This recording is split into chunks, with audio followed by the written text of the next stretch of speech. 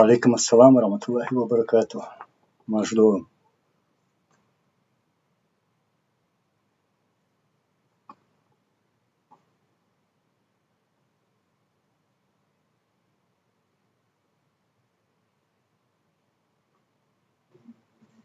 وعليكم السلام. داخل لسه.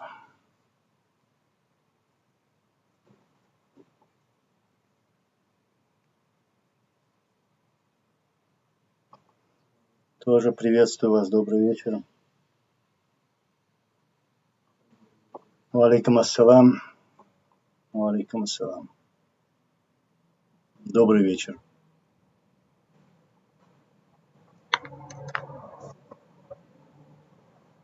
Алхамдулилlah, мелкий борс. Дику. Мокшош ликю. Валейкум ассалам, аждуаш. وعليكم السلام ورحمة الله وبركاته. جيم صوبر ليدوس. أقصين خي تغير دو هر إفيرا في заявление دي دوال تهم دوقف.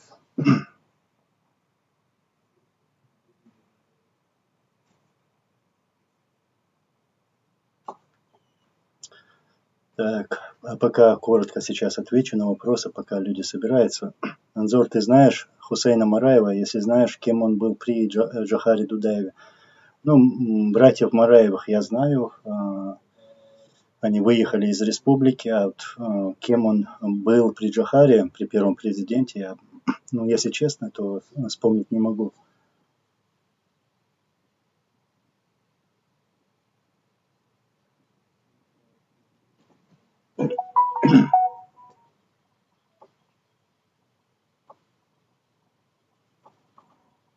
Да, намурал. Спасибо, все хорошо. Спасибо.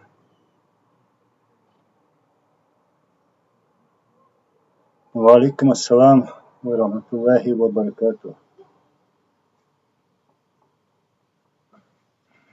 Так, Фридом Маша Нохчи. Амин, Аллах, амин. Барт ахирбу и барт биш волна будет царцан бич барт хули.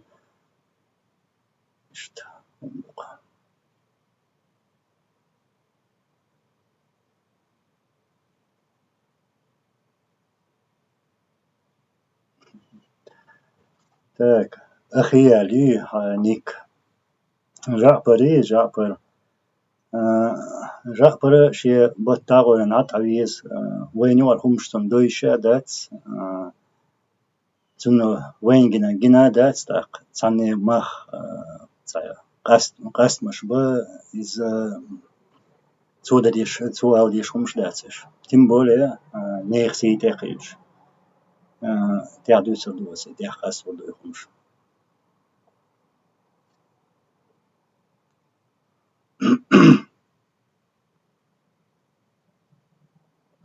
Так, Анзор, я лично наблюдаю за ситуацией. Мне интересно, что ты скажешь, иншаллах, вот именно по какой ситуации, вот если ты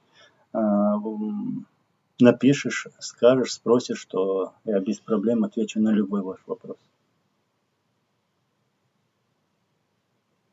Валейкум ассалам. Это речь дат, то есть я отвечал на твой вопрос. ريش داد والله هرناخ جو مت بول والله بولق حير بولق مت بول إراداتس حير بول تعوزر لخير не болей Турция, Чечня, Анзор, тема даюли нах гулбаца аж я очень ждал этого эфира, ждал. Сейчас я скажу.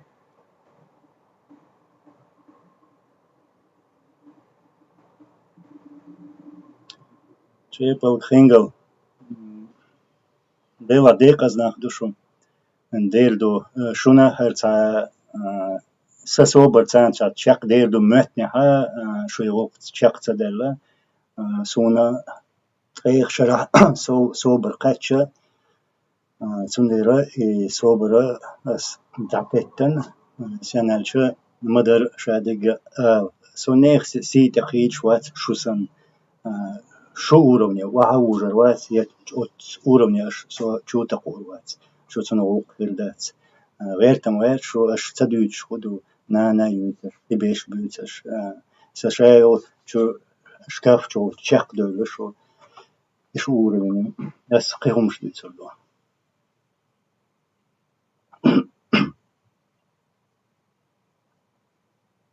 Русскоговорящим, я извиняюсь, тут на чеченском вопросы были на языке. Вот сейчас я начну через 2 минуты и сам эфир.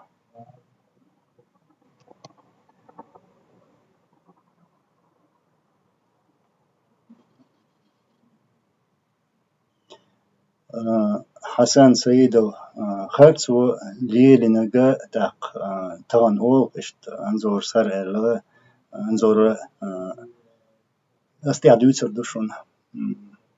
Nach Bürgschu, Anzors nach Beanbats, Anzorino, Bert, Biazada, da im Beatsnaga as Bertbo. Tak Leder, so Leder Herwar, Tagana, so Yamart nach Antihavel. Pitchbridge will nach Antihavel, so Lil Schwal Harit, Ak Leder Herwar so. Tagana, some supposites Metriakats Hadawats, Yakloriats. شاید تعدس قمیلشم کردی دو شاید چق دیدوز قمیلش بخشو واقعش نه یه حال داخل ندیوچر دوز قمیلش دیوز کرد işte.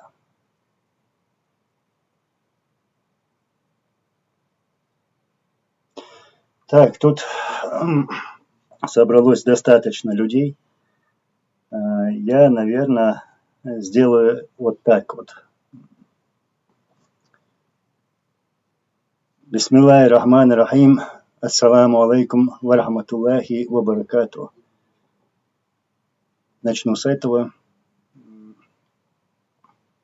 Сегодня я хочу сделать такое заявление. И, скорее всего, лучше будет так, если я начну вот с самого начала. Здесь у меня документ от Закаевской группировки. И этот документ вышел, то есть целая статья такая, вышла 8.03.2010 года. И тут он начинается с таких строк. По запросу Кабинета министров ЧРИ, Генеральная прокуратура ЧРИ представила справку об обстоятельствах и времени гибели президента, то есть президента Чеченской республики Ичкерия Аслана Масхадова. Вот, и приводятся там уголовные дела какие-то, 211 под номером 211, возбужденного Генпрокуратурой ЧРИ 11 марта 2005 года. В общем, я этот бред читать не буду, потому что я не знаю адрес этой прокуратуры, я не знаю, где она. Вот. И далее. Вот внимательно послушайте. Со второй половины 2004 года различными службами России и их марионетками на оккупированной территории ЧРИ, а также некоторыми чиновниками ЧРИ за рубежом, позднее открыто перешедшим на сторону оккупационного режима, стали упорно распространяться слухи о возможных мирных переговорах между Российской Федерацией и Чеченской Республикой Ичкерия. Позднее эти слухи стали дополняться уточнениями, что предполагаемые переговоры поддерживают в качестве посредников Германия и Швейцария. Соответственно, эту информацию доводили до чеченского президента Аслана Масхадова, находясь в режиме подполья и не имея полного представления о происходящем. То есть и поверил в такую возможность, так как получал от своего представителя за рубежом интенсивные донесения в подтверждение этих сведений. В общем, далее, что тут интересного в этом документе, в статье. Здесь Закаев и его личная генпрокуратура заявляет, что утром 6 марта 2005 года Аслан Масхадов в сопровождении посредников прибыл к месту переговоров. Слушайте внимательно. где к тому времени уже находилась доставленная из Москвы спецгруппа ФСБ. 6 марта в первой половине дня Аслан Масхадов встретился с высокопоставленным российским чиновником. Однако вместо переговоров Аслану Масхадову в ультимативной форме было предложено публично отречься от президентской должности, то есть раскаяться, и призвать чеченских бойцов сложить оружие под гарантией амнистии и с правом выезда в любую зарубежную страну. Чеченский президент решительно отверг эти предложения, после чего был вероломно убит. Российские спецслужбы имели приказ президента России Путина убить Масхадова в том случае, если он откажется принять предложение Москвы. Позже, 8 марта, тело чеченского лидера было переправлено в село Толстой Юрт. Что я хочу вот этим сказать? То есть Закаев и его личная генпрокуратура выставила вот этот документ в 2010 году, как я сказал, где они говорят, вот именно вот эта закаевская группировка говорит, что наш президент 6 марта пошел на переговоры с русскими, и он был убит там, убит сразу. И потом якобы его тело 8 марта было доставлено в село Толстой Юрт. И далее.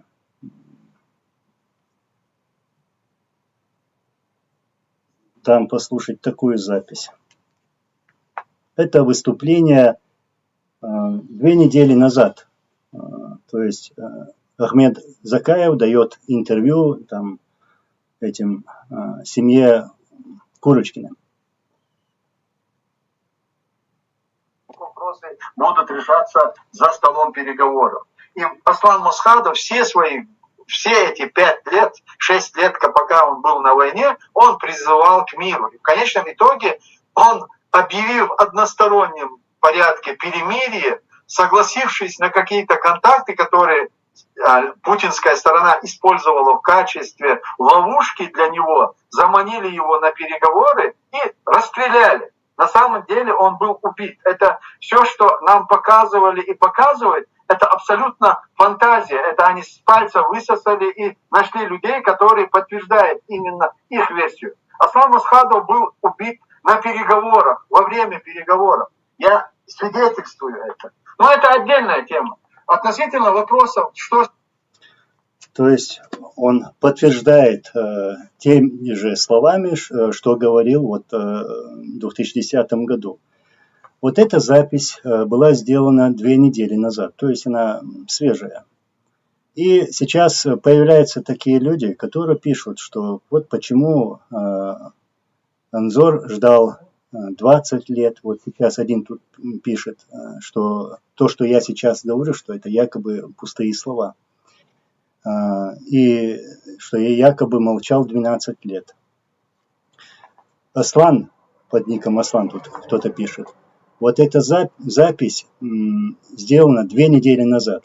Кто такой Закаев и кто такие вот эта личная группировка Закаева и его личная генпрокуратура, чтобы говорить такие вещи. А сейчас самое важное, почему я сделал этот эфир. Я сейчас, будучи гражданином Чеченской Республики Ичкерия, будучи сыном своего отца, призываю, зову гражданина Чеченской Республики Ичкерия Ахмеда Закаева в тот суд, к которому мы обращаемся в таких случаях. То есть мы мусульмане, мы чеченцы, и призываю его к суду по исламу, то есть по шариату. Вот. И призываю его ответить за ложь и клевету, а также покушение на честь нашего президента, и, как я сказал, как сын своего отца, как гражданин Чеченской Республики Ичкерия, я зову его на этот суд. Вот. И еще дополню. Аслан Масхадов был много раз на переговорах с российской стороной, а также был даже в главе делегации во время переговоров с российской стороной. И этот человек очень хорошо знал русских, подлость русских. И он, как он говорил, вспоминал даже события 95-го года, переговоры с российской стороной, как русские делали покушение на эту делегацию. Это было во время, когда они, то есть эта делегация ехала с Грозного в Слепцовск. Вот, и по дороге была подорвана эта колонна чеченской делегации. А также, когда шли переговоры в 95-м году, в 96-м году, помню, это было 1 апреля, если не ошибаюсь, Аслан Масхадов в то время, когда вот шли вот эти переговоры, поехал в село Цацанюрт. Там возле кладбища, чтобы выступить перед народом. И там же российские спецслужбы совершили покушение на в то время начальника штаба вооруженных сил Чеченской Республики Ичкерия. Да, в тот день погибли люди, мирные жители. Там Аслан Масхадов выжил. То есть, что я хочу сказать, что он прекрасно знал русских, методы российских спецслужб.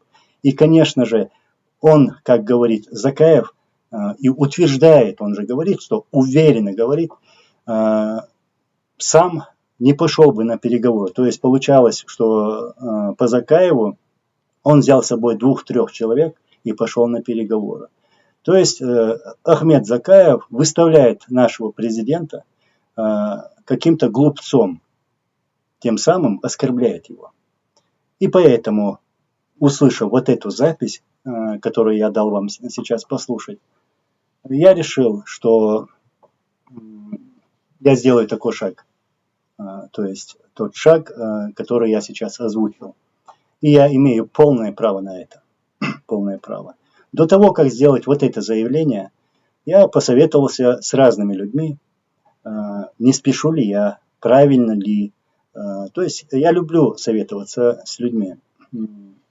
Если бы кто-то из них мне сказал бы: Анзор, не надо, я бы этого, может быть, и не делал бы. Вот.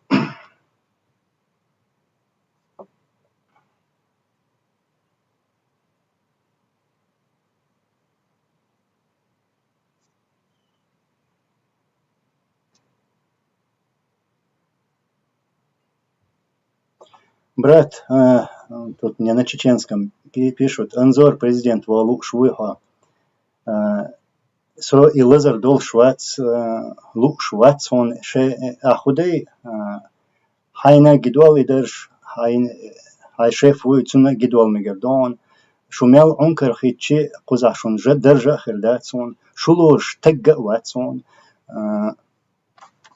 и кузар халдон, нахи ладвох, دولة царь хубов, оус, мел лошу, мел ларам бушу дождется. Шашин те дождельча, энцуно дождь сахол, дождь кузаха, вайца дохчани, куз камни вайцахдол, цабол нохчи, вай гоушкет, вайца дохча, тахка цавы башхарю. Президент хожируе, парламент хожируе.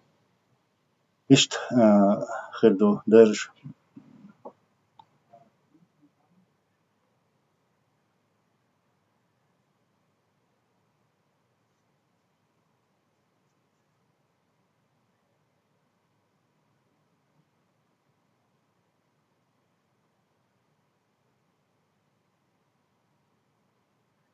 Мелхи борс.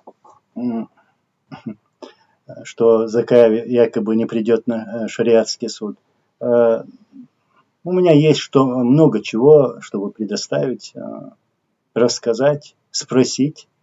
Я не только шариатский суд, вот, о нем говорю, но также готов на прямой эфир у меня много вопросов. Некоторые говорят, а почему ты не спросишь? Нет, я не хочу, чтобы это там вот такие вопросы обсуждались за чашкой кофе или там за чашкой чая. Я готов провести прямой эфир и вот задать вот свои вопросы уже на разную тему.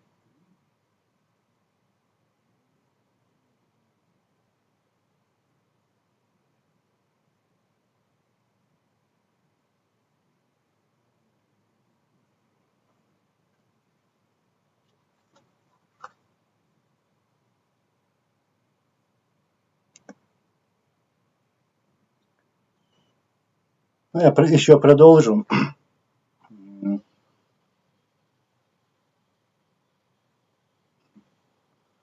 Еще продолжу. Я встречался со многими людьми, с простыми людьми. Советовался, общался напрямую. Люди разного возраста. И молодые, и в возрасте. И спрашивал их мнение о происходящем здесь, а также происходящем дома, на оккупированной нашей земле. И вот я могу поклясться даже, что я даже не встретил 10 человек, которые бы поддержали бы вот эту группировку ЗКСскую. У меня нет ничего личного, еще раз повторюсь, против этого человека. Нет, я и его личное не трогаю, там, на честь там не покушаюсь. Нет, я говорю конкретные вещи. И кто тут выступает с критикой, мол, якобы почему сейчас, а потому что я захотел. И кто мне запретит в этом? Я имею на то право, как гражданин. И выступил вот с таким заявлением. А также до этого выставлял некоторые видео, потому что этот человек уже пересек границу недозволенного.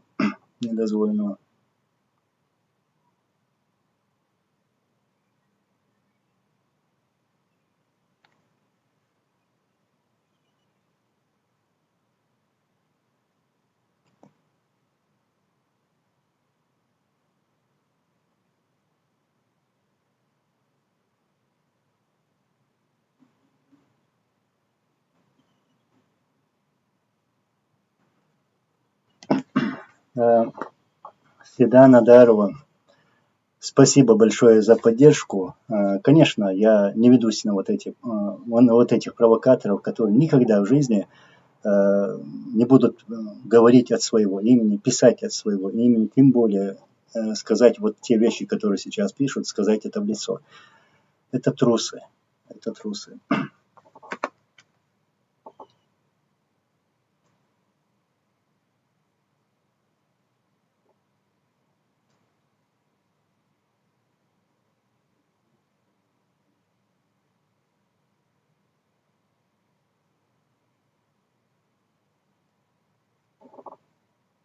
Сейчас, секунду.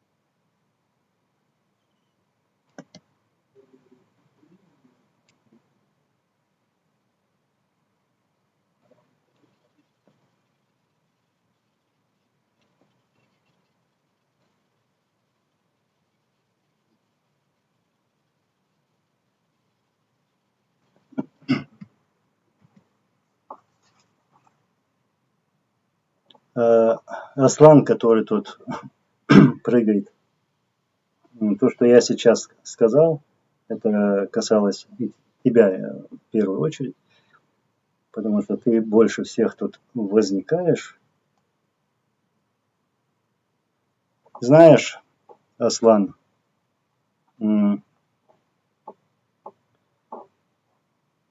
еще одну вещь. Я тебе покажу. Я вот покажу в прямом эфире. Ты можешь представить, чтобы наши лидеры, главнокомандующие, командиры, амиры, даже простые муджаhiды, наши воины, любой из чеченского сопротивления снялся бы в каком-либо кино в российской форме. В то время, когда российские оккупанты убивают, унижают чеченский народ во время этой оккупации. Ты можешь такое представить, Аслан? Ни один из этих наших героев не снялся бы в фильме в российской форме. Наслаждайся. Это тот человек, которого ты защищаешь.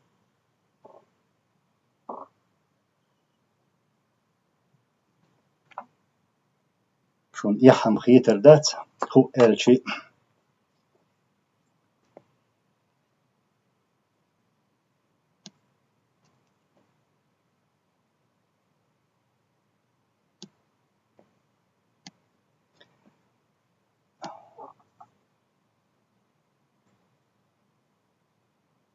Иса Медаев, если у тебя конкретные вопросы есть, и те обвинения, которые сейчас ты пишешь, не под своим именем, скорее всего, да, я не утверждаю, я от людей никогда не прятался. Вот. Мои двери всегда были открыты. Если есть какие-либо претензии, то я очень даже доступен. Вот. Чего у вас нету. Вы боитесь людей, вы боитесь выйти к людям, вы боитесь говорить от своих имен. Вот. Как-то так.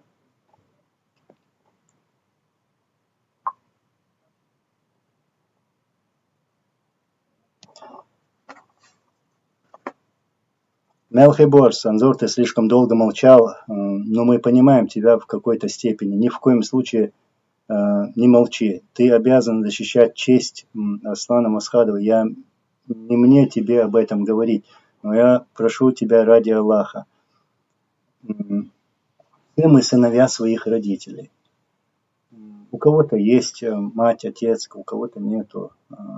Но, в общем, у нас есть или были родители, кого мы любим, кого мы уважаем или уважали, или любили. И ни один из вас, если вы их любили, не позволит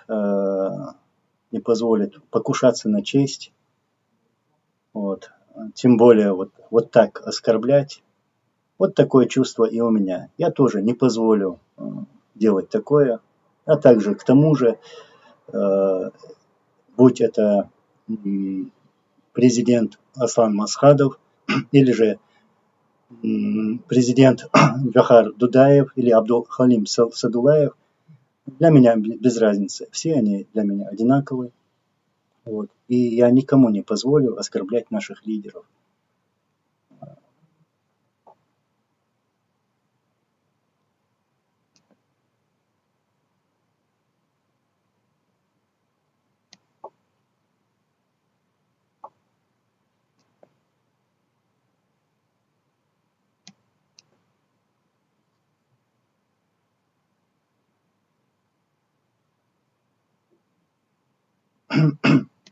Тут закаевская группировка троллей, как я недавно в видео своем говорил, да, у него есть личные люди, которые вот так работают на него. Если появляется какой-то чеченский активист, занимается публичной деятельностью, то они льют грязь на этого человека. Обвиняют во всем грешном, называют радикалом, называют там шариатчиками, ваххабистами, там, работниками спецслужб. Вот налетели такие сюда, и тут один пишет: Польша показала, насколько они плевали на Россию, пригласив Закаева на эту роль. Человека, которого Россия в Интерпол закинул. Я не хочу говорить там, кто кого закинул в Интерпол. Я говорю о другом. Ни один наш лидер, ни один достойный чеченец не пойдет сниматься в любом фильме, в любой стране в российской форме, в русской форме.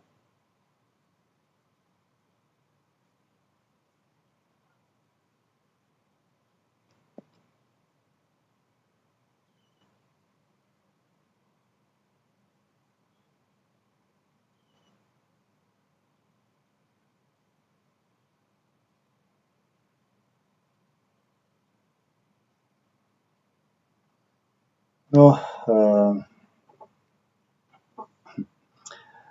Сугаипов, Анзор не был типа амиром, не понял, о чем вы, но я тут пролистал просто.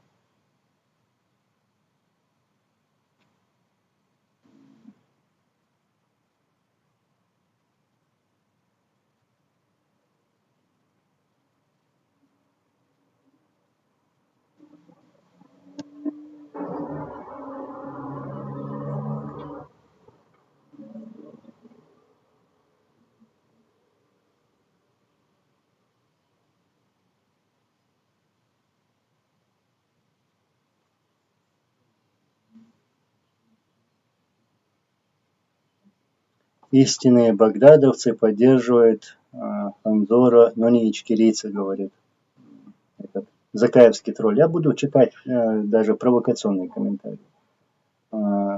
Ты и есть человек, который поддерживает Закаева. Вот какие люди поддерживают в основном Закаева. Ты сейчас обвиняешь меня, хочешь сказать, что я какой-то радикал. Да, вы придумывали такие вещи и распространяли такие слухи. Вы способны на это. Вы грязные люди. Вы умеете распускать слухи и трогать чужую честь. Вы можете трогать семью, вы можете трогать честь матери. Вы все можете. Какая разница между вами и кадыровцами? У вас одни и те же методы.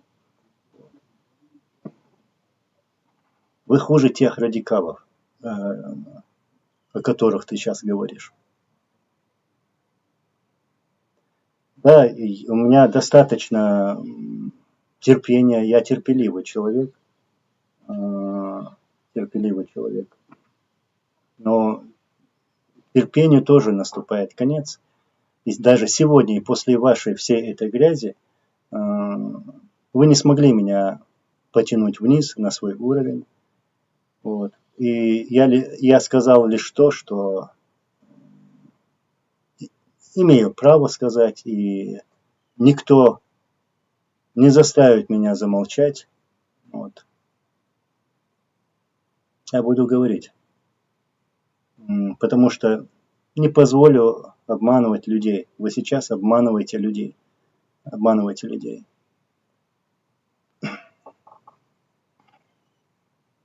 Даже вот преподнося вот то собрание, которое было в Швеции, да, там действительно на этом собрании были наши братья, которые пошли туда послушать, что происходит, что хотят сказать там Закаев или там их группировка.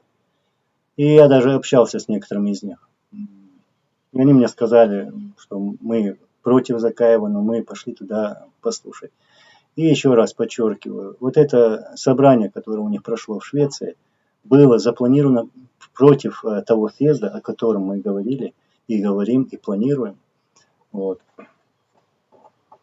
Против съезда. Это была очередная провокация против нас, против тех людей, которые хотят объединить чеченское общество. И сейчас эти люди, которые вот провели вот это мероприятие, собрание в Швеции, выступают, говорят, что без угрызения совести, вот так бессовестно говорят, что они избрали лидера, наконец-то там люди объединились и так далее и тому подобное. Ну, я озвучивать весь этот бред не буду, потому что никакого единства там не было. Там, может быть, и было в какой-то степени, но не среди чеченского общества, не среди чеченского общества. Потому что я общаюсь с людьми, узнаю их мнение, считаюсь этим мнением и слышу, что люди не поддерживают этих самозванцев.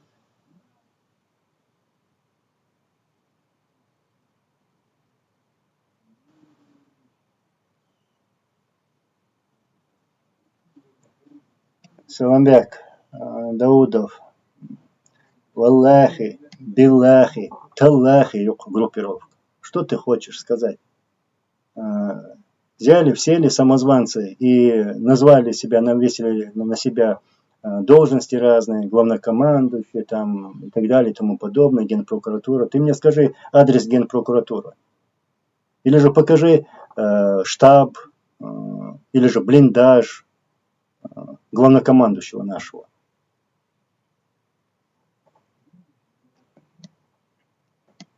И сегодня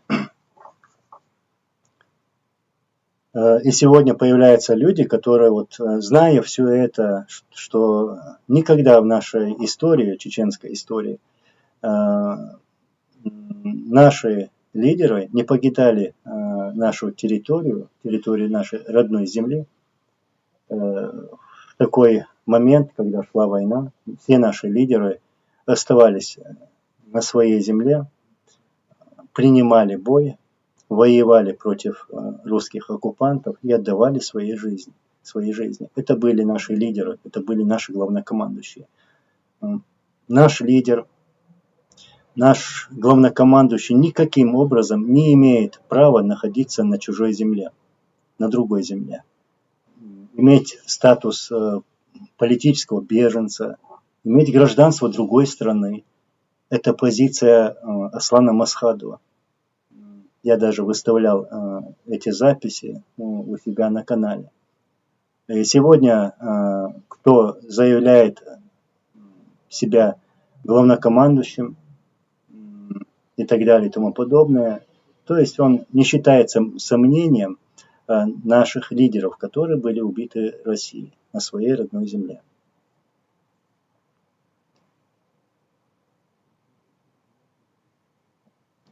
Джон Коннор, Анзор, я не Закаевец, но раздор идет не от Закаева.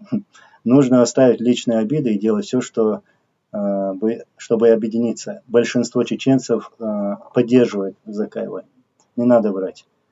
Сам себе тоже не ври. Оглянись, послушай людей, узнай их мнение. Вот я могу поклясться, дать любую клятву и сказать, что я больше, чем ты, видел людей, особенно сейчас, в последнее время.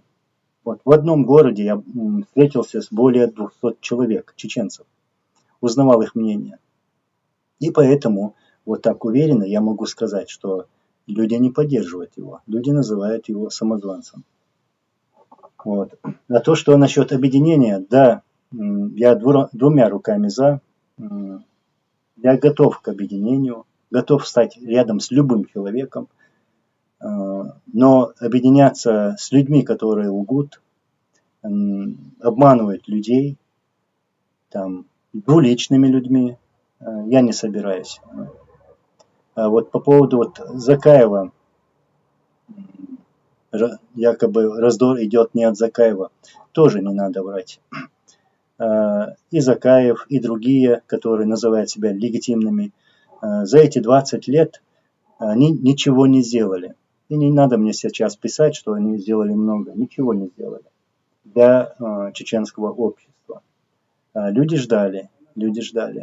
Единственное, что они сделали, то есть эти люди, которые называют себя легитимными, они врали, наглым образом врали чеченскому обществу. И показывали вот этот раздор среди общества. Они делили людей на разные группы, секты и так далее и тому подобное. То есть они виноваты в том, что мы оказались в этом кризисе. Не я виноват. Я не делил людей. И сегодня не делю людей. Я сегодня, если сказал сейчас, И я сказал то, что я могу сказать. То есть такое же право ты тоже имеешь сказать правду. Кто меня может заставить не говорить это? Я буду говорить правду. И буду открывать глаза людям. Единство не может быть с людьми, вот как я сказал, с двуличными людьми. Оно должно быть, во-первых, на истине и на правде.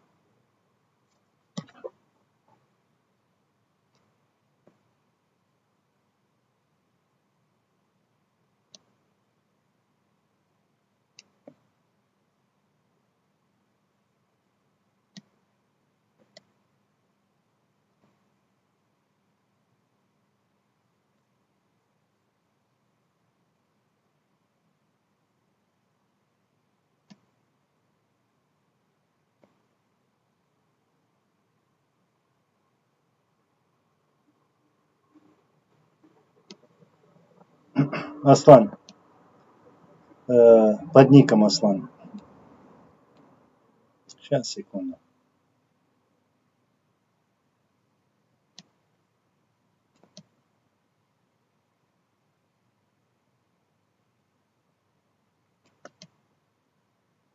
Допрыгался.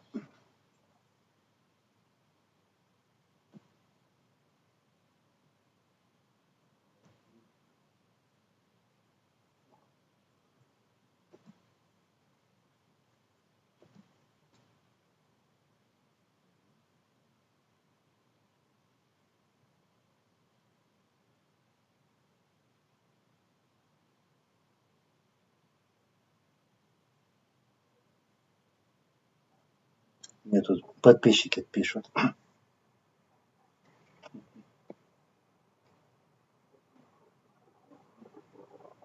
У меня сегодня модератора нету, поэтому чуть сложновато.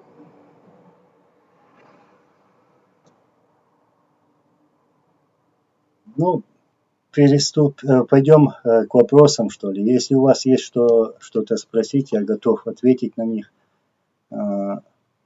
И попрошу вас не флудить, как говорится.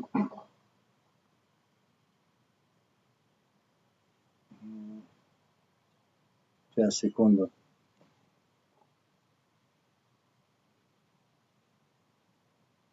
Где ты, Сугаипов?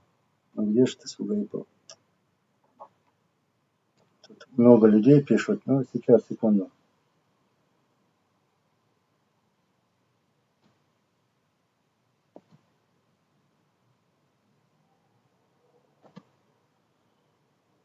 Сугаипов, ты модератор.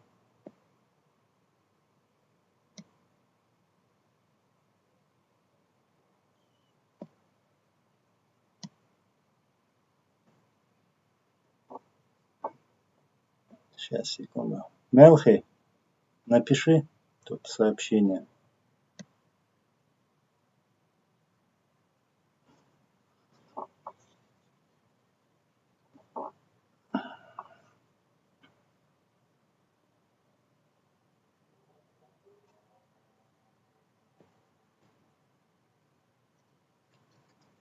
Так, все так быстро идет, но ничего, я сейчас найду твоего сообщения.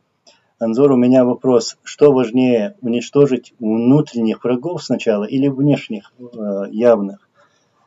Знаешь, чтобы дело пошло, нужно разобраться с внутренними, вот, которые ставят палки в колеса, которые делят людей. Вот как я сказал, я называю имена их надо назвать. И я не понимаю тех людей, которые сегодня сидят дома, не говорят ничего. Это я про тех людей, которые больше даже имеют право, потому что эти люди идут с истоков, они тоже знают многое и могли бы вот здесь конкретно назвать этих людей своими именами.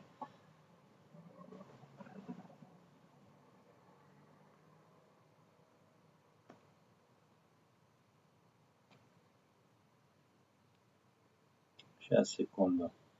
Мне сейчас сложно, тут модераторов нет у меня. Я в отпуске.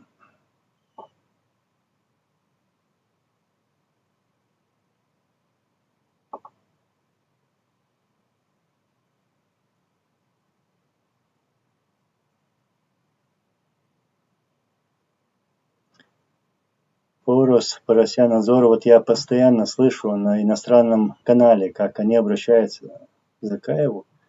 Председатель правительства в изгнании Ичкерии. Как вы прокомментируете, да? То, что даже в изгнании, это оскорбительно для нас. У нас никогда не было лидеров в изгнании, главнокомандующих в изгнании. У нас никогда не было правительства в изгнании. Почему Джохар Дудаев, там, Зелимхан Яндарбиев, Аслан Масхадов и другие наши лидеры, Абдулгалим Садулаев, они не выехали, даже не уехали из своей республики в то время, когда шла война, но руководили сопротивлением и оставались быть на чеченской земле, когда шла война. Они же тоже могли уехать со своим всем багажом в другие страны.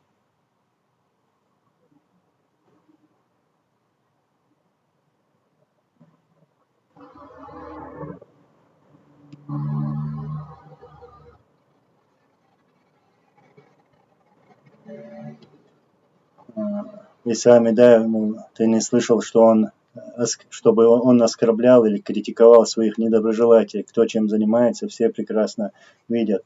Но провокаторов только могила исправит. Ну вот я про провокаторов и говорю. У него достаточно людей, которые делают за него работу. Вот один там чудик появился у нас в Норвегии, который сделал такое заявление в мой адрес оскорбительное.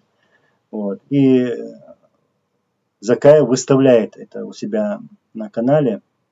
И этот чудик, скажем, уже оскорбляет, покушается на честь моей семьи. То есть у него достаточно людей, чтобы делать вот эту грязную работу.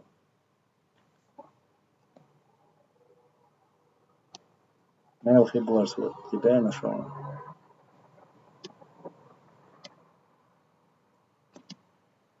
Мелхи Борс, ты тоже модератор?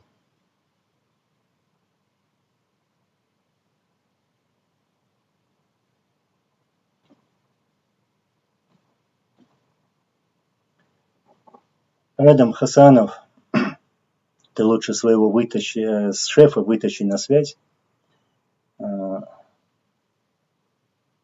Я что, от кого-то бегаю? Или скрываюсь?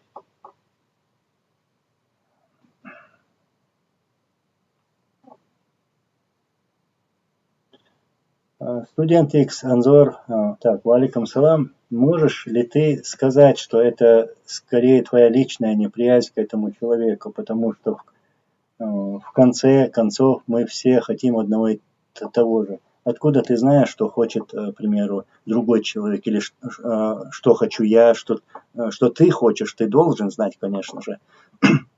Может, у нас не совпадают мысли, там, идеи и так далее.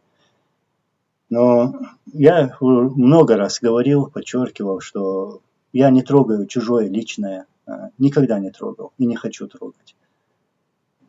Даже если трогает мое личное. Но я этого не делал. Я говорю конкретные вещи. У меня конкретные вопросы, которых я могу озвучить.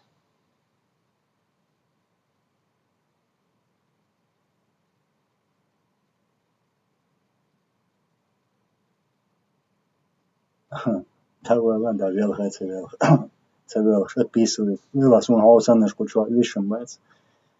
Отписываюсь. Провокатор еще один. Не ожидал он от меня. Тебе подобные, наверное, ожидали того, чтобы я так молчал, да? Нет уж, не пойдет. Сейчас все будет по-другому.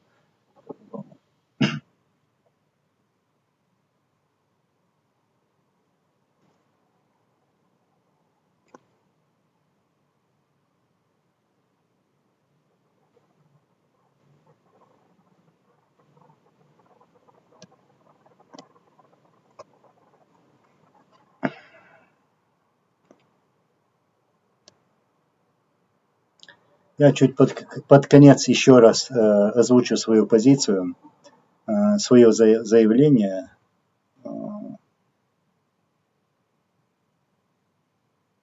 И буду ждать.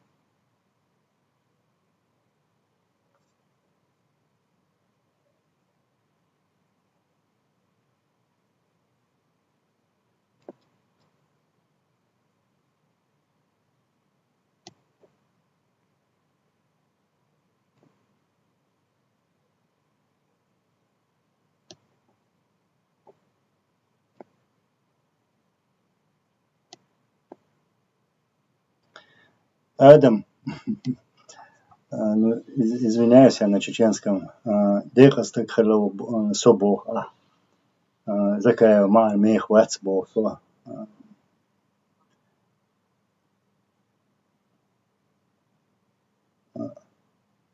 Дейла Ассами дон сумух вала су угер лидерниг вала вайқом юа но дунен чуа он ца хезердат сон васа вайқам хайз вашлу вайқам ки сисес докшо так вайқам хыллак деш тана тя лилш халю имунда юшлё покол касуно кадыров Assunch wish osh, ons eigen is dat zo.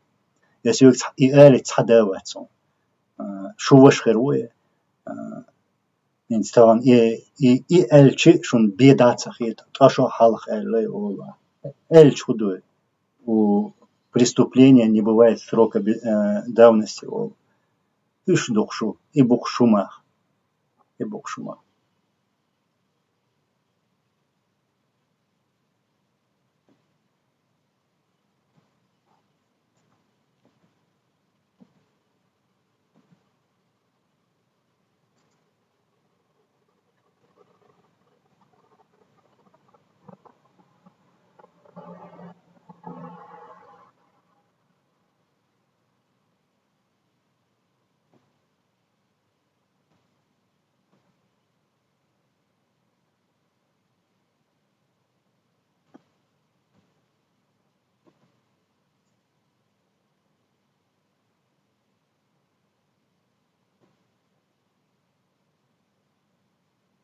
Люди Шульц, я сегодня даже отвечаю всяким тут провокаторам. Я отвечу. Поэтому вот я сделал такой эфир. Я ничего не боюсь, никаких вопросов. Вот. Дуди Швальц или Шварц, да. Закаев не предал твоего отца. Неподчинение приказу – это предательство. Ты пишешь, он ранен был и продолжал дело. Он не был ранен, у них там была авария, две машины столкнулись, и его вывезли в Грузию. И потом Закаев, даже когда он пришел в себя, даже после призывов и требований Масхадова, не вернулся в нашу республику. И таких требований было несколько.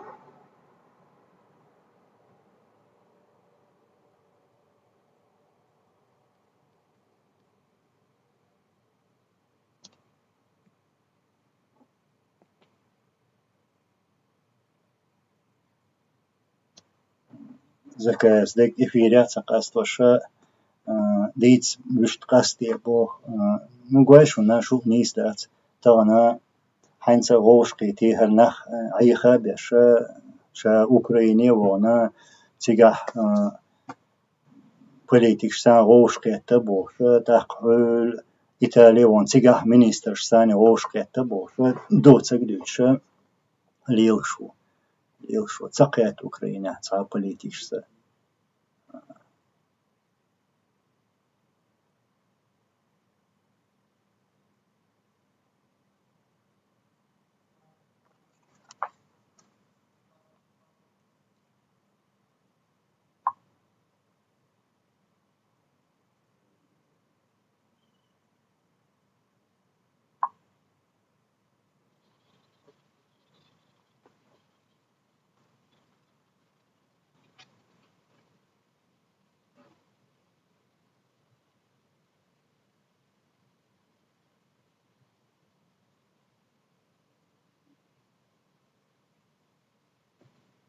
Ассаламу Алайкум.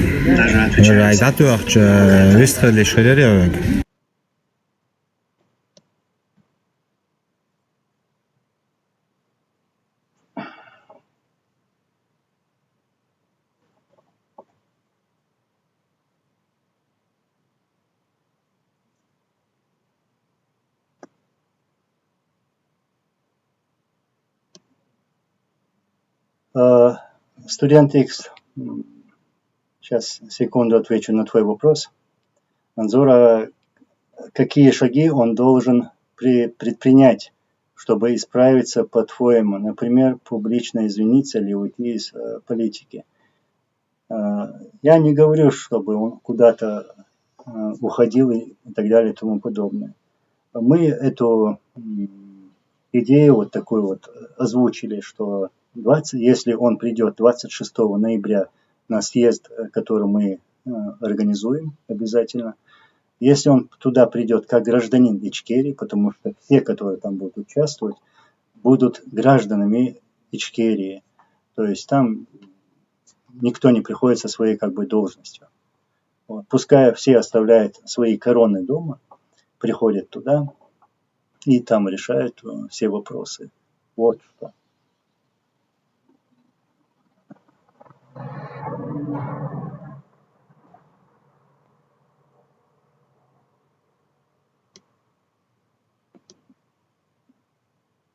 Так.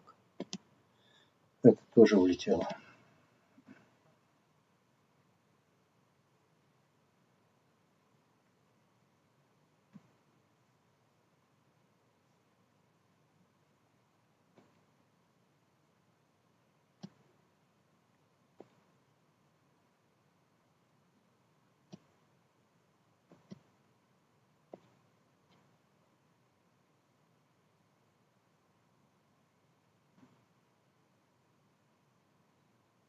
Виктор, то, что только что написал сообщение, вопрос.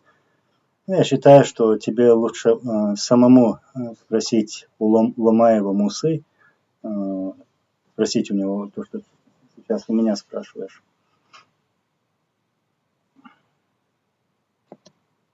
То, что ты пишешь, иначе не понимаю его высказывания. Да, я тоже не понимаю. Тем более, если такие вот новички появляются, пытаются делать какой-то анализ, анализ каких-то событий, и давать кому-либо оценку, то я считаю, что эти люди не имеют права делать такие выступления.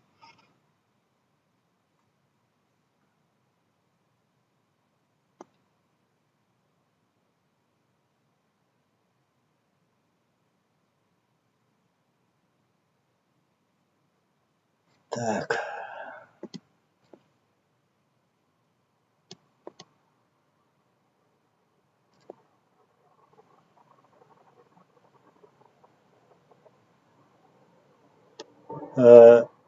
Signum Network. Hello, do you see Cyrillic letters for Chechen written language?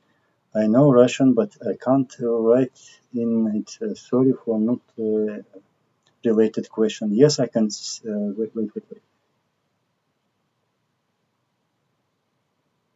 Yes, I can read it and I can see it.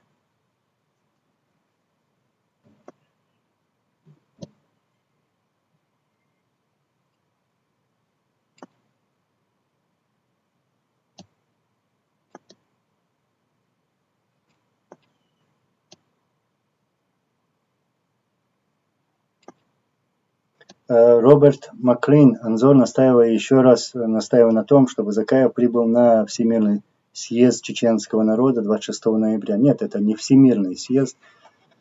Я скажу так, съезд сторонников независимого чеченского государства. А всемирный, всенародный, это мы уже можем его проводить тогда, когда мы будем на родной земле, когда мы все будем дома. Вот такое мое мнение. А туда призываю всех. абсолютно всех, кто хочет туда прийти, но с искренними намерениями, людей, которые хотят стоять на правде, хотят этой правды, хотят этого единства. Вот. Провокаторы туда допущены не будут. Мы не позволим провоцировать там людей, вот, саму идею вот этого съезда. Вот. Хотя тут Закаевы уже стараются это делать. То есть даже в резолюции их шведского собрания они там пишут собрание, которое состоится 26 ноября. Вот, как бы такой в оскорбительной форме. Это не собрание, это люди собираются, это съезд людей чеченского общества, которые оказались вот так на чужбине по разным причинам.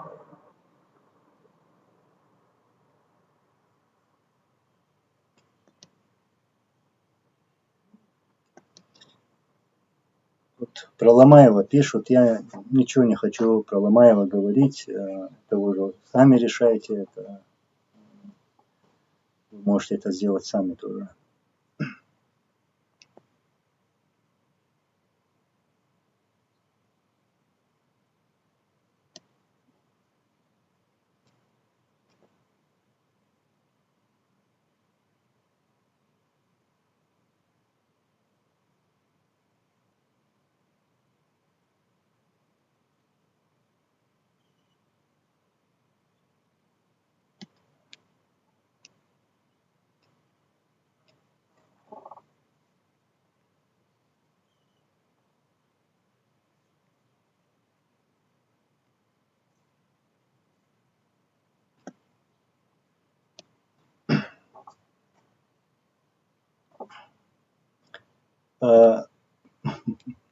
Анзор, ты что делал для народа, кроме болтовня? Ну, сначала писать научись.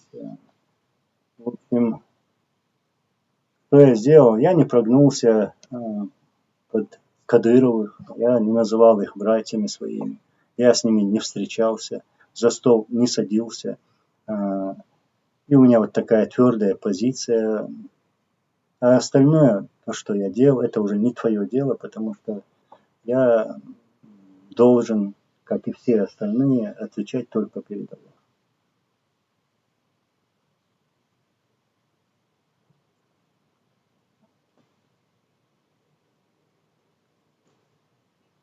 София, благодарю, Аллах рисуем. Алшеду адвин.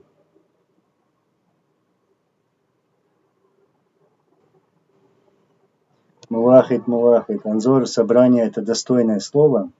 Просто люди извратили понятие это слова. Вот люди, которые извратили это, они пытаются извратить нашу идею съезда. Мы не позволим этого, потому что съезд проводится людьми, чеченским обществом. Мы не собираем там, я не собираю своих там сторонников, или те наши братья, которые тоже работают над этим съездом, тоже не собирают своих сторонников. Нет, мы призываем всех. То есть, где все прозрачно, там не будут забирать телефоны, там будет прямой эфир, там будут читаться с мнением людей, там будут слушать это мнение и будут готовы ответить на любой вопрос. На любой вопрос.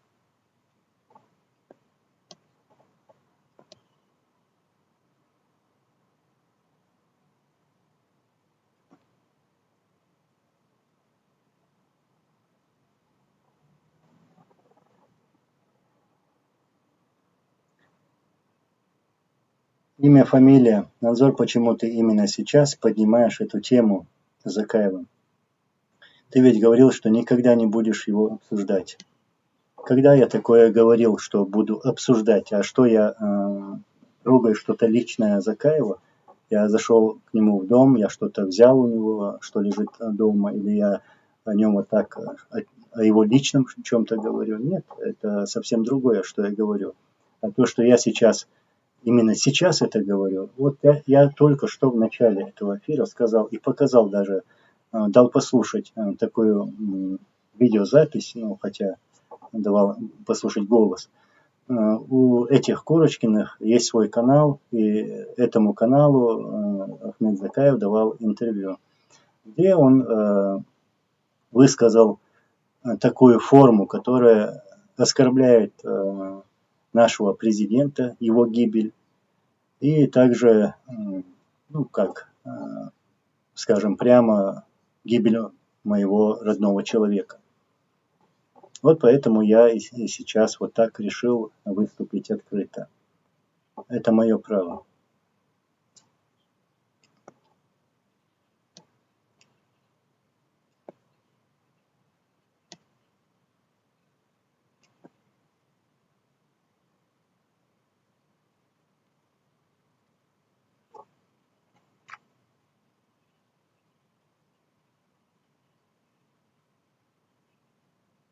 Сайфулла Чечен-Анзор, сейчас я слышу украинские новости и слышу от многих блогеров, что Кадыров держит в страхе чеченский народ.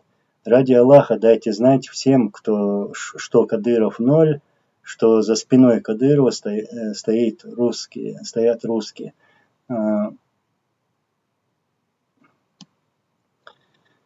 Да, мы это говорим, мы это делаем часто. У меня и завтра тоже будет, кстати, интервью на украинском канале. Вот. И я думаю, что эта тема будет затронута, и я завтра тоже выскажусь по этому поводу. Я много говорил, много выставлял тут на этом канале правду про этого предателя чеченского народа. Продолжаю это делать.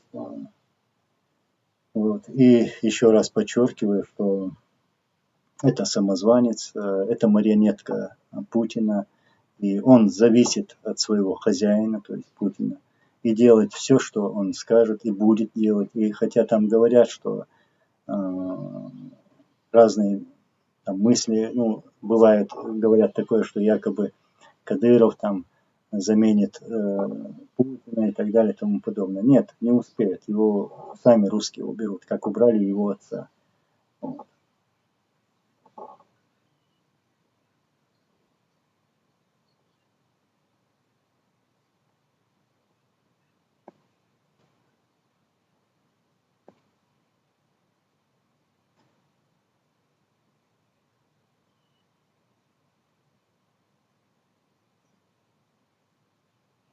Тут, смотри,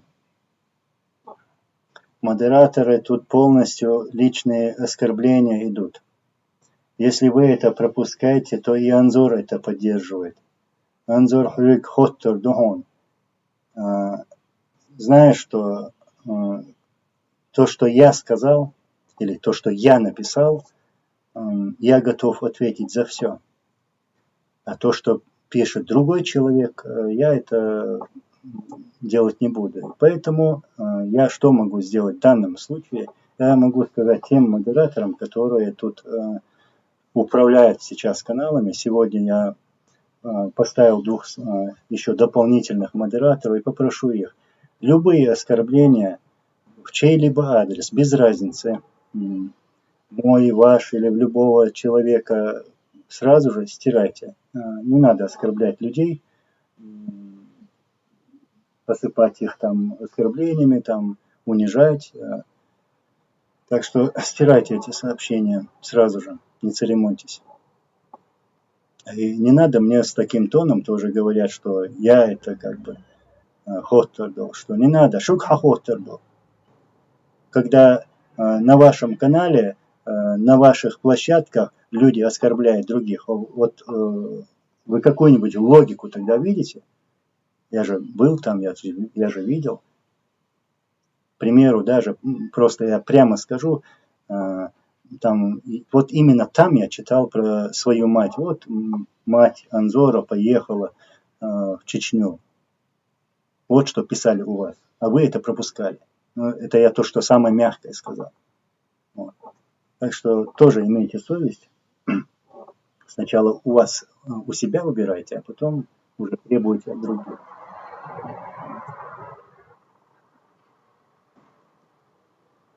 Нэнси, так видишь, про мать начинает сразу говорить. про семью, про мать.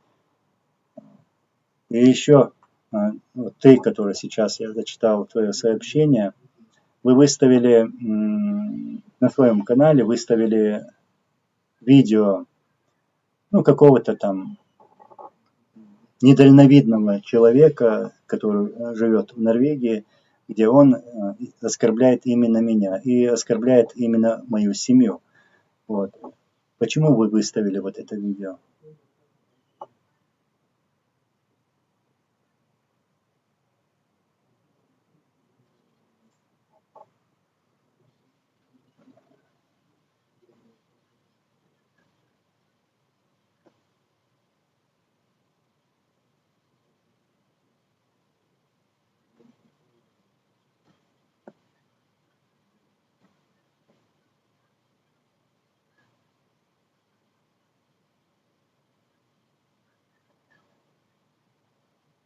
Да, Джохар Дудаев, если не подчинение приказу, ты называешь предательством. Как назовешь незаконное изменение Конституции в 2002 году? Смотри, неподчинение приказу после таких требований, тем более во время боевых действий, это и есть предательство. И никто не сможет это оправдать. Не сможет. А то, что изменение Конституции, я сейчас просто принял такую позицию, что сейчас не то время, чтобы обсуждать Конституцию 92 года или 2002 года. Но я тебе одну вещь скажу, там ничего не изменено. Там сделана добавка. Вот. И я даже выставлял и это видео здесь на канале. Ничего там страшного не произошло с Конституцией.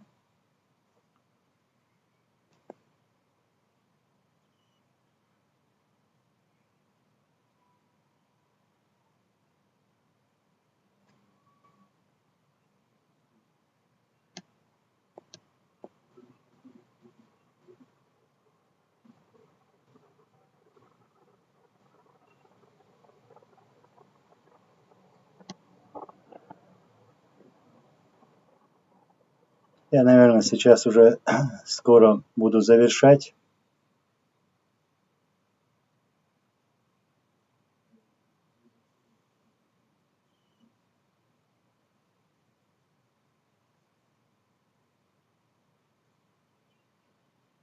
Было бы, конечно, хорошо, если бы тут люди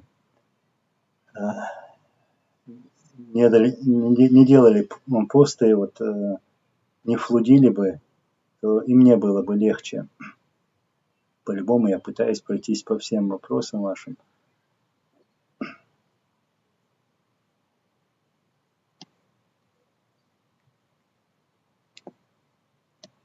Ичкерия больше демократична или шариатская республика?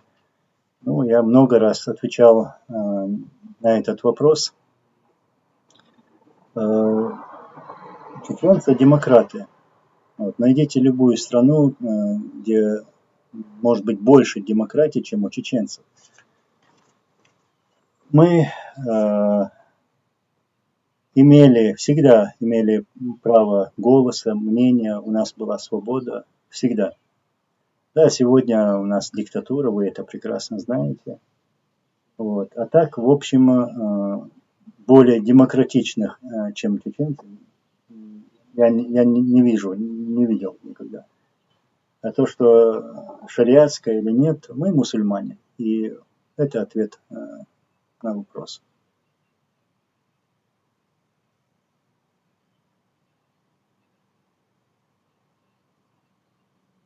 Престиж, такое чувство, что тебя просят эти вещи говорить. Кто меня просит? Ну, я знаю, вы это пишете, не раз читал это, потому что именно вы делаете такие вбросы. Вы любите оскорблять людей, пытаетесь дискредитировать разные личности. Вот. Ну, может, вас заставляют, но меня уж точно нет, никто.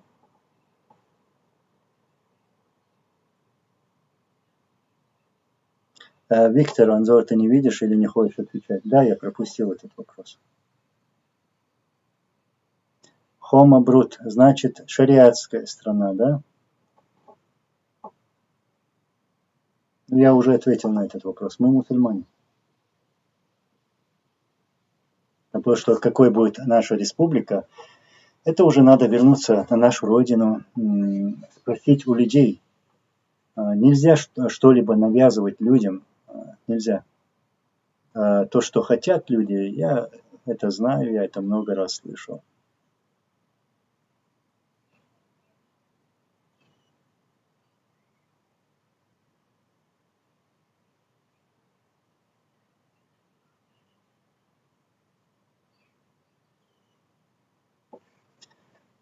Так, человек под ником Добрый.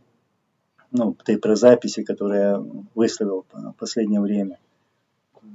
То есть ты спрашиваешь, это точно был голос Масхатова? Да, 100%. Хотя там кто-то писал, что это не его голос и так далее и тому подобное. Неправда, это его голос.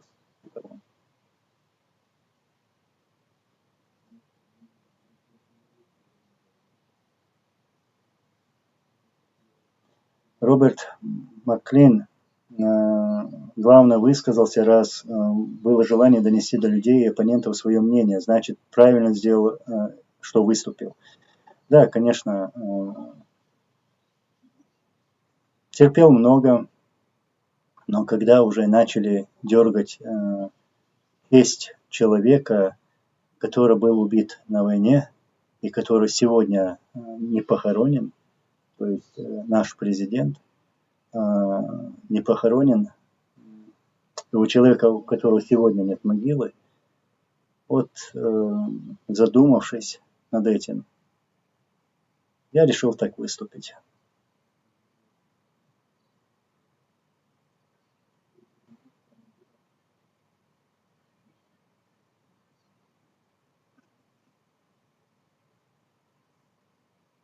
Мелкий босс, ничего. Научишься быть модератором. Allah reis kılsın.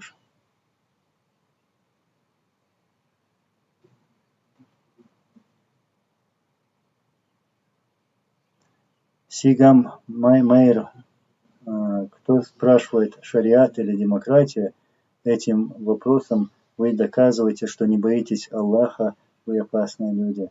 Ну, не надо провоцировать людей, чтобы какой-то человек смог сказать то, что они хотят от него услышать. Нет, не надо провоцировать людей к этому.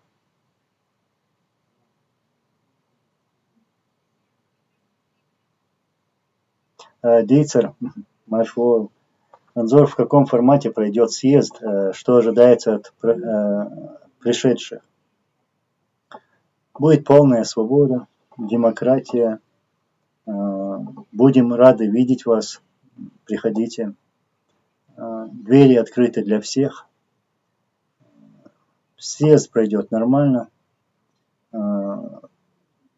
Не допустим никаких провокаций. Вот. А в каком формате будет? Вот, как я сказал, будет свобода. Там телефоны не будут забирать, там будет прямой эфир, там будет все открыто и прозрачно. И выскажем там свою позицию. Но те люди, которые якобы называют себя там лидером и так далее, вот им придется, если туда приходить, то придется снять свои короны, оставить их дома и прийти туда как граждане нашей республики.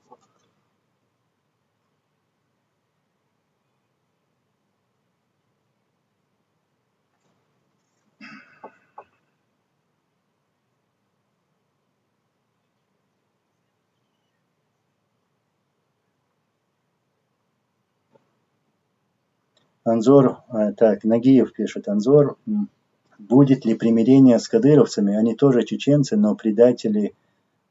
Что их ждет? Их ждет справедливый суд.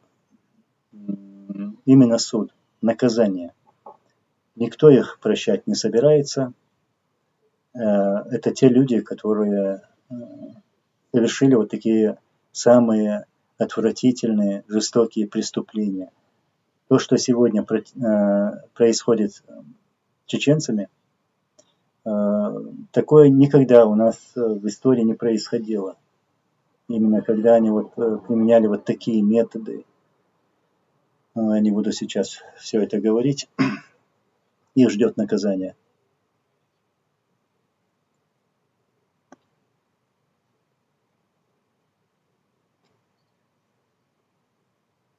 Дейцер, вот так, валикум салам, рад видеть тебя. Кажется, мое сообщение первое потерялось. Видимо, да.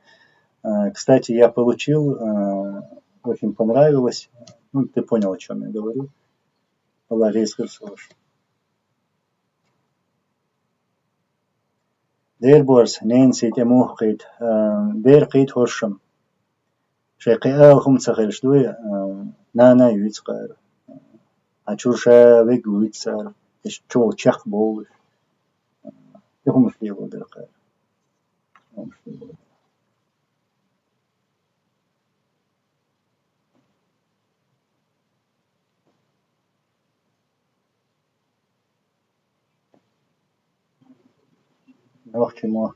Ну, насчет съезда, насчет безопасности, ну, там уже все нормально. Да, я знаю, что они делали на прошлом мероприятии в Страсбурге, там звонки в полицию, там, ну, это провокации были именно тех людей, которые не хотят вот этого единства. Вот. Потом еще вещи тоже произошли.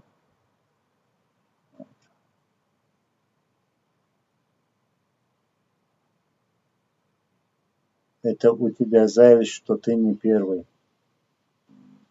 Ну, главное, не последний.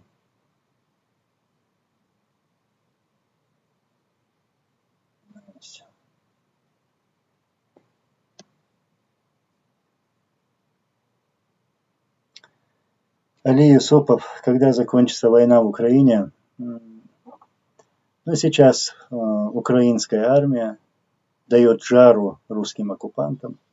Я думаю, что скоро может это все прекратиться, закончиться.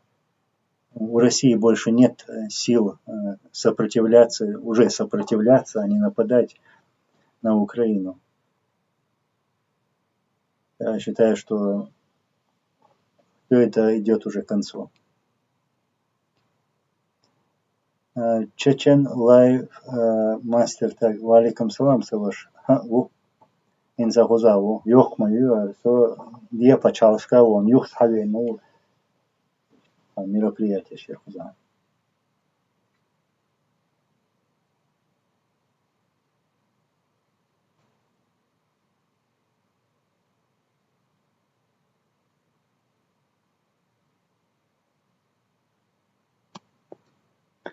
Всего бах, я еще раз повторюсь, не надо писать здесь оскорбительные комментарии, сообщения в чей-либо адрес, без разницы, кто бы это ни был.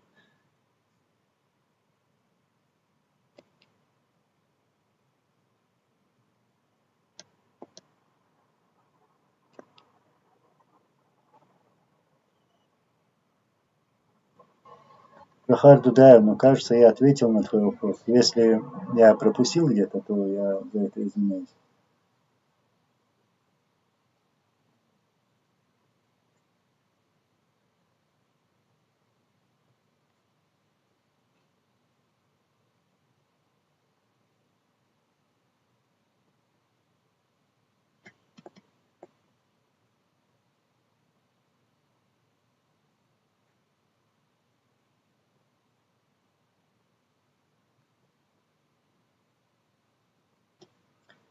Роберт Маклин, Анзор, вместимость помещения съезда на сколько человек? Но я сейчас не буду говорить, конечно, вот такие, отвечать на такие вопросы, давать детали. Ну, с местом все нормально, достаточно.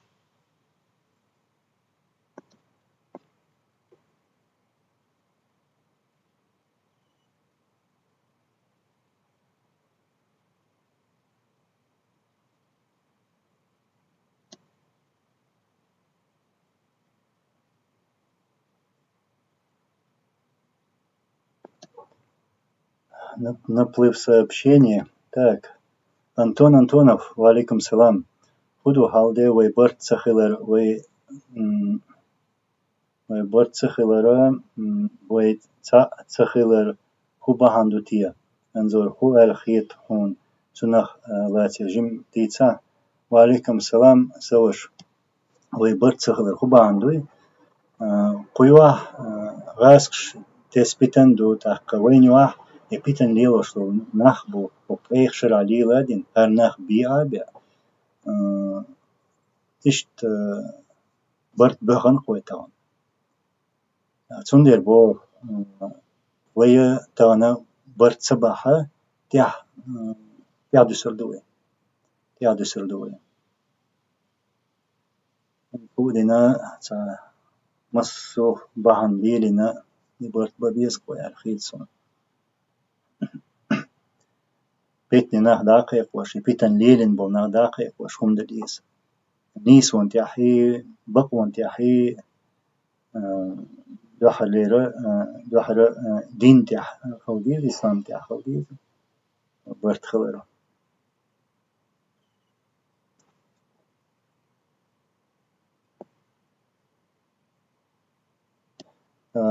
انظر أوكرين موخ وخبيز خايهون через посольство вовез я ца ваш вариант ютига ца вариант ютаряц со своим мнением цуналец ладица дицен индуканоч видео чутя малец окуза атай чудартиш куза атайн айца образование конца специальности яхан цунохца поэт бичудер тиша иштархит сон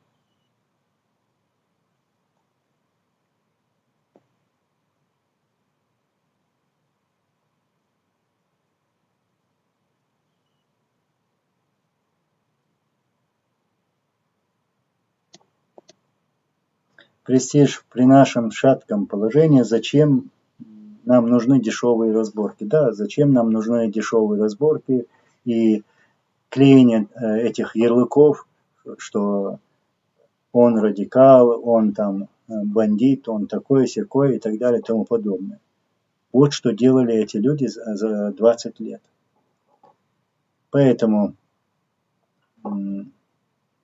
я считаю, что при этом шатком положении, в этом кризисе, нам нужно прямо сказать, кто есть кто привел нас к этому кризису. И поэтому мы сейчас, у нас есть программа, мы сейчас стараемся выйти из этого кризиса. Им даже и это не нравится, потому что вот эти люди, вот эти провокаторы, не хотят этого единства. Да, они могут где-то что-то говорить, но они не хотят единства среди нашего общества.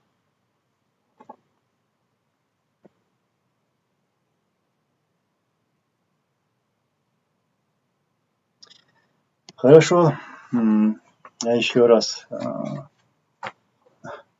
хочу подойти к началу, к самой теме этого эфира. Я извиняюсь, если я где-то не ответил на чей-то вопрос, но я старался как мог. И вот, как я сказал, я вернусь к началу. Мне сейчас надо уже готовиться к некоторым вещам. Еще завтра у меня интервью важное.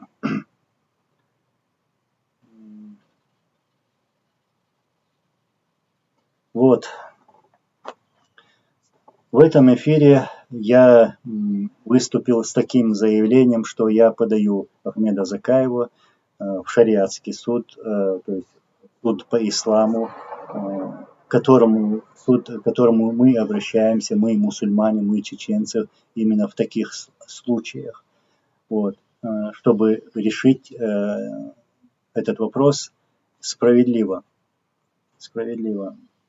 И поводом для этого служит то, что Ахмед Закаев выступил с такой речью 2 недели тому назад, а также 10 лет тому назад опубликовал в интернете такое обращение, как бы расследование своей личной генпрокуратуры, где они говорят, что наш президент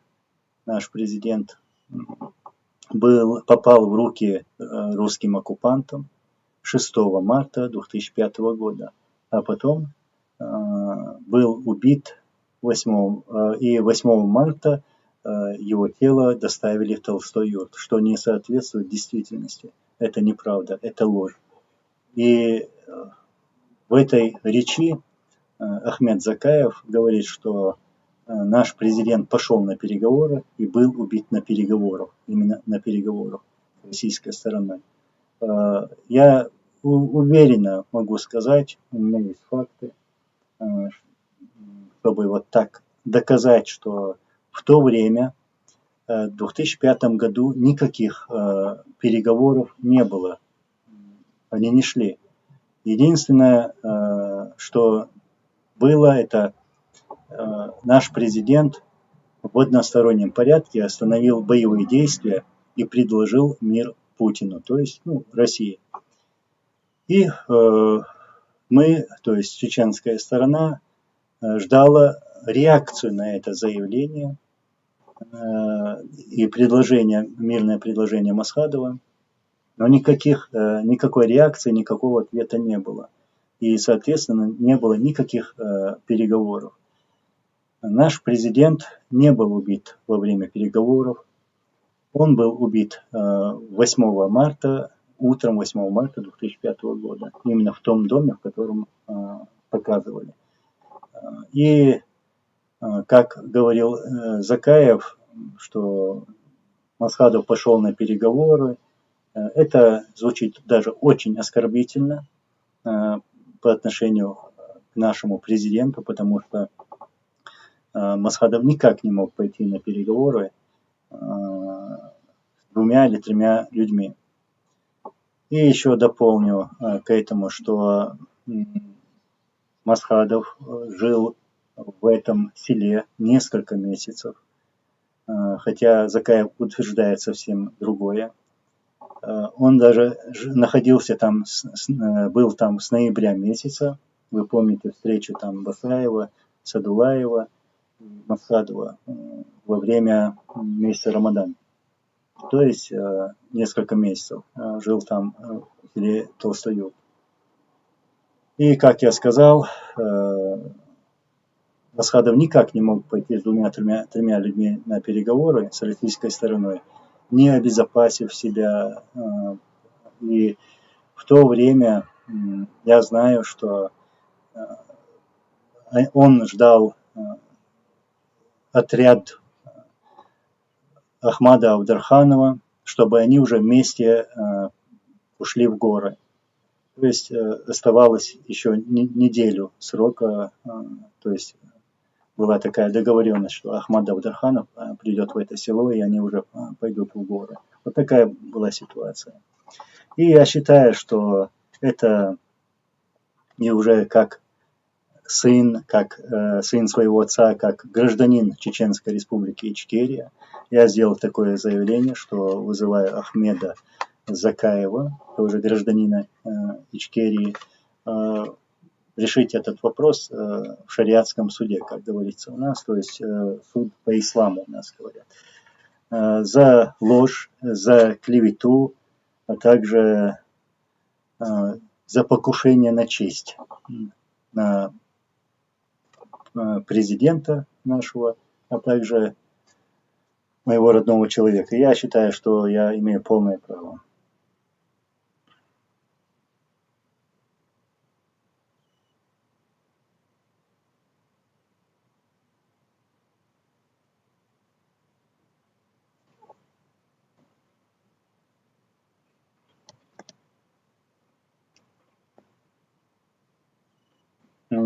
Джон Коннор.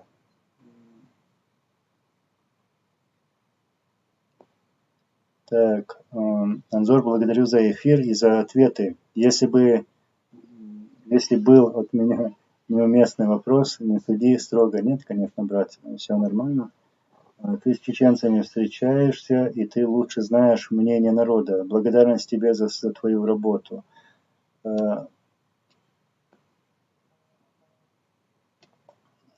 Благодарю, брат Адам фон Грац, Маршуэл. Они стараются принизить авторитет Масхадова точно так же, как они старались это сделать при его жизни.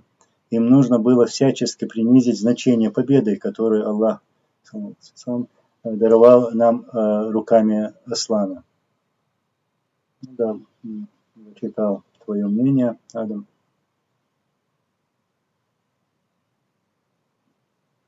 Какое наказание понесет ТикТок Дон? Это уже люди решат, суд решит. Но понесет обязательно. Я считаю, что это уже к этому идет, и это произойдет очень скоро. Иншаллах.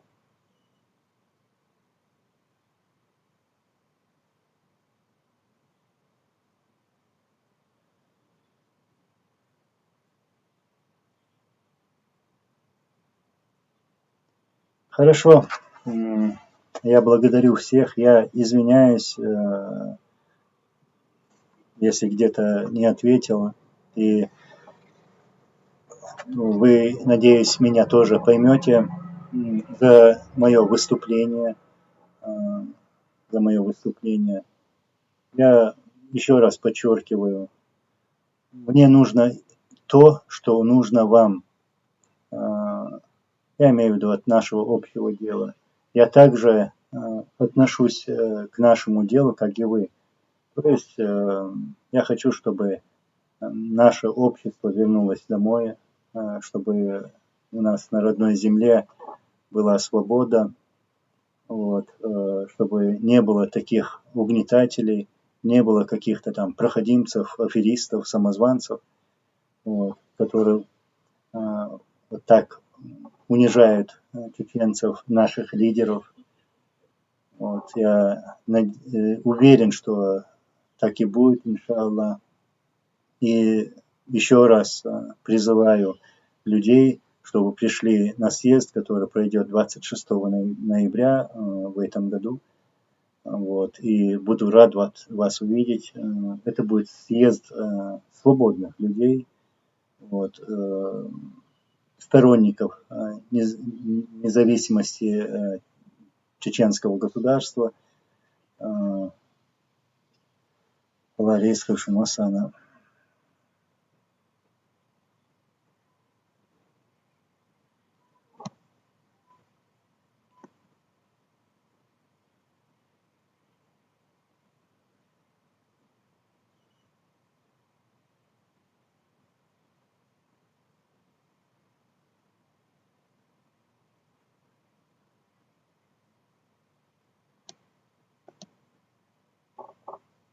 Сейчас, секунду. Тут один комментарий от знакомого мне человека. Раинца кучуа закая на дюйцершлик. Сялхана Франция шумасу ацана кьяча закая ма варатига. Цюнга мацаэлераш хумма тяша лиен чова майра дуэ. Хасан. Куза Франция гуламбо кен Ахмад Сига вацер. Доцак мадиц. Кайкан шавик вар. Хосянца венсик. Кивериксянца версик. Тагана as Deutsch dolchum as Boch dolchum as ins dolchum ins intervalla so kishtaler haydech lets da Deutsch gelch a khudida at ayrora wadush at ayrora Шталдон Хасан Хумала Сихмалу.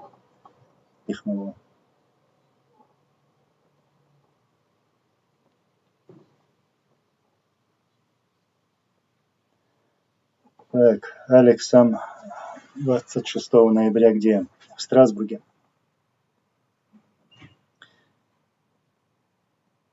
Мегаду. Еще раз благодарю. Аллах рейс хульмасана.